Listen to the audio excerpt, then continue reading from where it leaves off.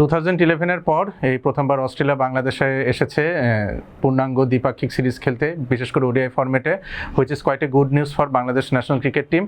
তো এই সিরিজের ম্যাচ অ্যানালিসিস নিয়ে আপনাদের সামনে আমি উপস্থিত হয়েছি, আহমেদ রেজান প্রতীক, সার্টিফাইড পারফরমেন্স অ্যানালিস্ট। আগামীকালকে প্রথম ওডিআই অনুষ্ঠিত হতে যাচ্ছে মিরপুর শেরেবাংলা ন্যাশনাল ক্রিকেট স্টেডিয়ামে, সকাল 11টায় ম্যাচটা শুরু হবে। তো আমরা যদি এখন দুটো টিমের স্কোয়াডটা দেখি, যে স্কোয়াডটা ঘোষণা করা হয়েছে, তাতে বাংলাদেশের কিন্তু বেশ বড় একটা সুযোগ রয়েছে দ্বিপাক্ষিক সিরিজে অস্ট্রেলিয়ার বিরুদ্ধে প্রথম ম্যাচ জয়লাভ করার ক্ষেত্রে।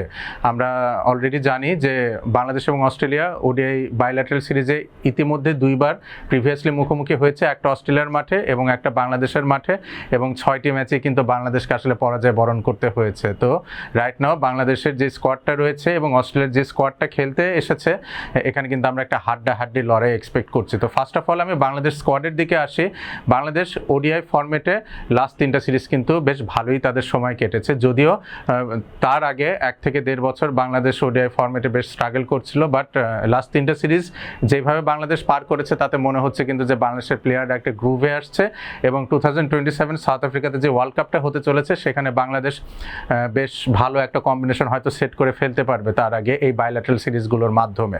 তো ফার্স্ট অফ অল বাংলাদেশের স্কোয়াডটা নিয়ে আমি একটু কথা বলতে চাচ্ছি। প্রেডিক্টেড 11 যেটা আমার রয়েছে, আমি এখানে ওপেনিংয়ে তানজিদ হাসান তামিম এবং সৌম্য সরকারকে দেখতে চাচ্ছি।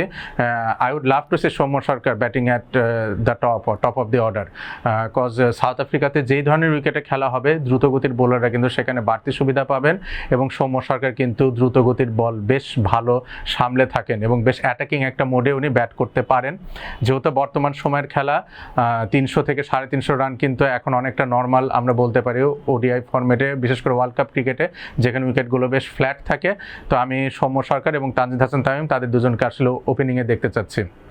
নাম্বার 3-তে নাজমুল হোসেন শান্ত বাংলাদেশের হয়ে যখনই রান পেয়েছেন তখনই কিন্তু বাংলাদেশ আসলে জয়ের দেখা পেয়েছে আলটিমেটলি, এবং নিউজিল্যান্ডের বিরুদ্ধে রিসেন্টলি কনক্লুডেড যেই ওডিআই সিরিজ ছিল সেখানে কিন্তু নাজমুল হোসেন শান্ত বেশ ভালোই পারফর্ম করেছেন। নাম্বার 4-এ লিটন কুমার দাস, নতুন একটা রোলে আমরা আসলে তাকে দেখতে শুরু করেছি। তো আমি আশা করছি টেস্ট ক্রিকেটে পুরনো বলে লিটন কুমার দাস যেরকম নিজেকে ছন্দে দেখতে পাচ্ছেন, আমরা আশা করব যে ওডিআই ক্রিকেটেও আসলে লিটন দাস তার এই ফর্মটা ক্যারি ফরওয়ার্ড করবেন।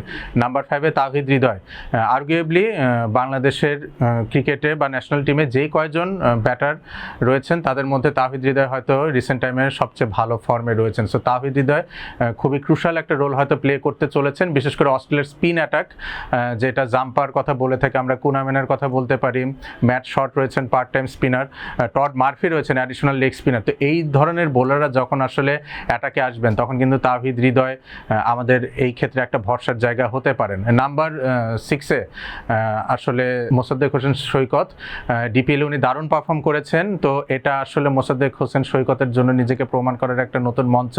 আমি পার্টিকুলারলি বলতে চাই যে মোসাদ্দেক হোসেন সৈকতের পাশাপাশি ডিপিএল অ্যাজ এ টুর্নামেন্ট, তাদের এই টুর্নামেন্টটার হয়তো নিজেকেও প্রমাণ করার একটা জায়গা রয়েছে, কজ রিসেন্ট টাইমে ডিপিএল থেকে ভালো পারফর্ম করা ক্রিকেটার জাতীয় দলে এসেছেন in terms of Naim Sheikh, Enamul Haque Bijoy, কেউ কিন্তু আসলে ন্যাশনাল সার্কিট ওইভাবে ডেলিভার করতে পারেননি। সো মোসাদ্দেক হোসেন সৈকতের উপর কিন্তু বেশ বড় একটা প্রেশার থাকতে চলেছে। নাম্বার 7-এ আমাদের স্কিপার মেহেদী হাসান মিরাজ, উনি হয়তো ব্যাট করতে আসবেন। তো নাম্বার 6 অ্যান্ড নাম্বার 7 এই পজিশনটাতে কিন্তু আমরা একটু চপ অ্যান্ড চেঞ্জও দেখতে পারি ম্যাচ সিচুয়েশন ডিমান্ড অনুযায়ী।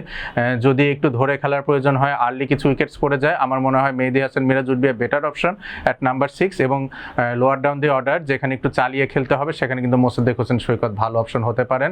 অ্যাডিশনালি মোসাদ্দেক হোসেন সৈকত 6 থেকে 7 ওভার বল করারও সামর্থ্য রাখেন 50 ওভারের ক্রিকেটে।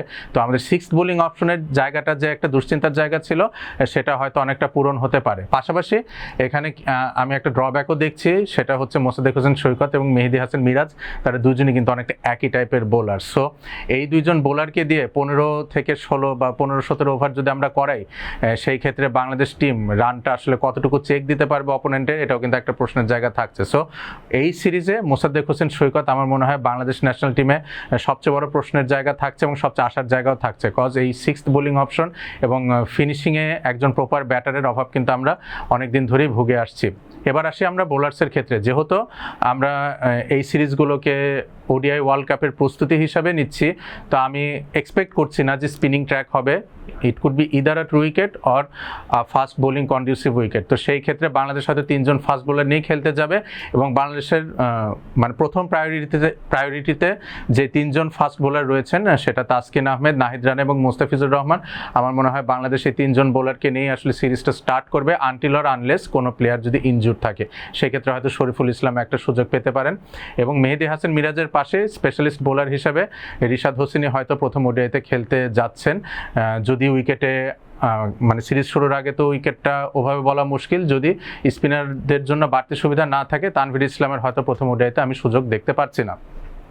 এখন যদি অস্ট্রেলিয়ার ক্ষেত্রে আসি, অস্ট্রেলিয়ার এই টিমে কিন্তু বেশ কিছু দুর্দান্ত ব্যাটার্স রয়েছেন। তাদের যেটা কনসার্নের জায়গা সেটা হচ্ছে বোলিং, যেটা কিন্তু আমরা রিসেন্টলি কনক্লুডেড পাকিস্তান সিরিজেও দেখতে পেরেছি। তো অস্ট্রেলিয়ার ক্ষেত্রে যদি আসি, ওপেনিংয়ে কিন্তু আমরা দেখতে যাচ্ছি ম্যাট শর্ট এবং অ্যালেক্স কেয়ারিকে। অ্যালেক্স কেয়ারি কিন্তু বিগ ব্যাশে অ্যাডিলেড স্ট্রাইকার্সের হয়ে ওপেন করেন।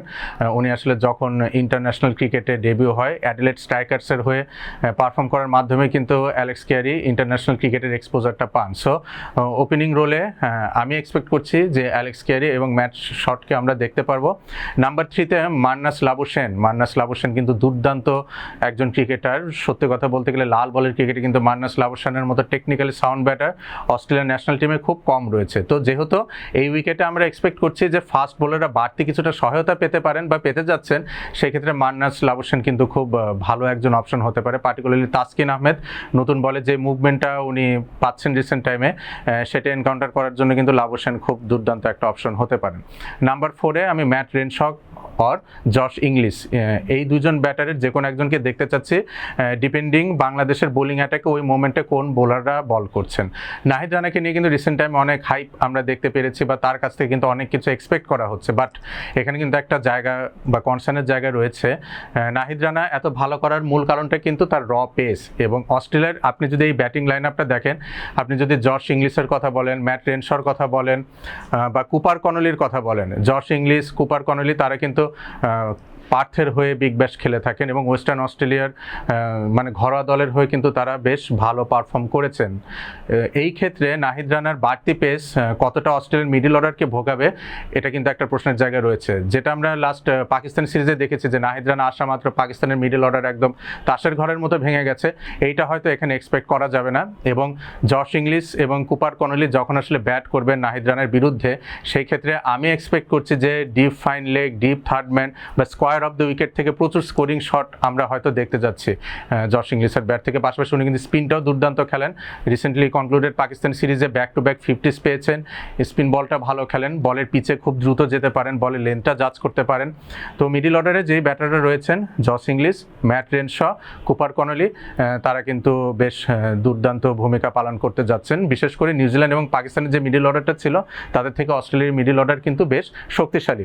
এখন যদি আমরা অস্ট্রেলিয়ার বোলিং পয়েন্ট অফ ভিউতে আসি, এখানে ফাস্ট বোলারদের একটা ঘাটতির জায়গা আমি দেখতে পাচ্ছি। বিশেষ করে প্যাট কামিন্স, মিচ স্টার্ক, এই ধরনের জশ হ্যাজেলউড, তারা যেহেতু আসেননি, তো অস্ট্রেলিয়ার ফ্রন্টলাইন পেস বোলাররা কিন্তু এখানে থাকছেন না।